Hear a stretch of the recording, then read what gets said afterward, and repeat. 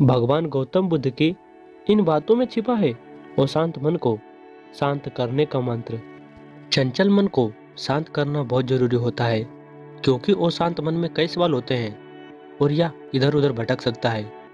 गौतम बुद्ध मन को शांत करने के आयामों के बारे में बताते हैं। हम सभी जानते हैं कि व्यक्ति का मन बहुत चंचल होता है। यही कारण है कि मन अशांत रहता है और कई तरह के सवालों का जन्म भी अशांत मन के कारण ही होता है। यदि आप जीवन में शांति चाहते हैं तो इसके लिए जरूरी है मन को शांत करना।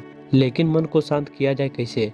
गौतम बुद्ध से जुड़ी इस कहानी के माध्यम से आप जान सकते हैं कि मन को शांत करने का क्या तरीका है।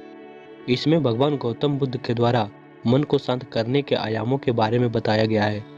जानते हैं इस कहानी के बारे में, जिससे आपका जीवन बदल जाएगा। एक बार एक लड़का गौतम बुद्ध के पास जाकर कहता है, मेरे जीवन में बहुत अशांति है, कृपया करके आप मेरा मार्गदर्शन कीजिए जिससे कि मैं इस अशांति से छुटकारा पा सकूं। गौतम बुद्ध लड़के से जीवन की अशांति के बारे में पूछता है। लड़का उत्तर देता है, अत्यधिक विचारों के कारण मेरे भीतर बहुत सारे विचार आते हैं जिससे मेरा मन अशांत रहता है।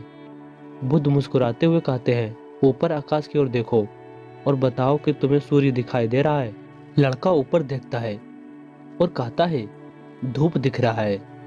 गौतम बुद्ध पूछते हैं कि अगर तुम लगातार धूप में खड़े रहोगे तब क्या होगा?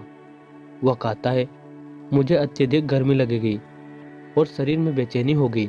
बुद्ध लड़के से कहते हैं कि अगर धूप में खड़े रहने से तुम्हें गर्मी लगती है तो इसमें दोष किसका है, सूर्य के ताप का या तुम्हारा? लड़का कुछ सोचने के बाद कहता है, इसका जवाब आप ही बताइए। बुद्ध कहते हैं, सूर्य का काम है ताप देना और ताप का काम है गर्मी लगाना। ऐसे में तो दोष तुम्हारा ही है।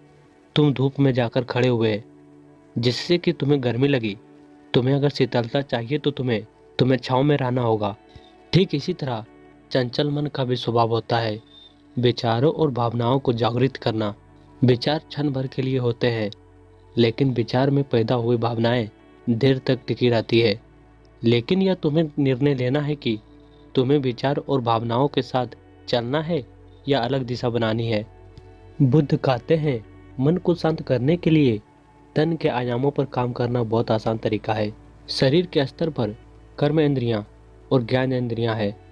कर्म इंद्रियां कर्म और ज्ञान इंद्रियां ज्ञान से जुड़ी होती है, जिससे हम अपनी संवेदनाशील को बढ़ा सकते हैं।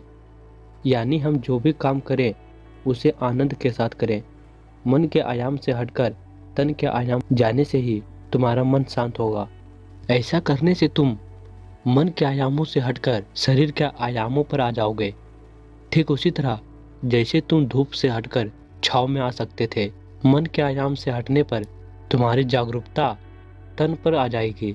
जब तुम तन के आयामों पर काम करोगे तब तुम्हारा चित्त शांत होगा। इसीलिए हर काम तन के आयामों पर करने से मन स्वतः शांत हो जाता है। अपने मन के विचार और भावनाओं को नहीं, बल्कि अपने सुर को सुनो।